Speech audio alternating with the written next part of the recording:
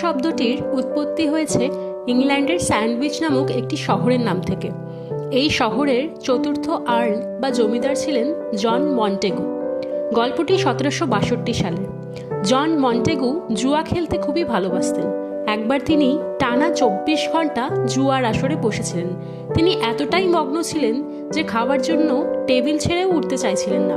কিন্তু প্রচণ্ড খিদে পাওয়ায় তিনি তার রাঁধুনিকে এমন কিছু তৈরি করতে বলেন যা তিনি এক হাতে খেতেও পারবেন এবং অন্য হাত দিয়ে খেলতেও পারবেন।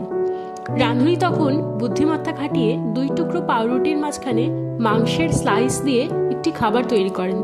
এটিই ছিল স্যান্ডউইচের আধুনিক রূপ।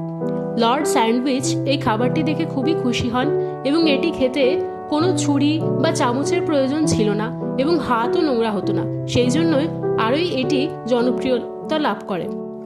জানলে অবাক হবেন, প্রতি বছর 3রা নভেম্বর বিশ্বজুড়ে জাতীয় স্যান্ডউইচ দিবস পালন করা হয়।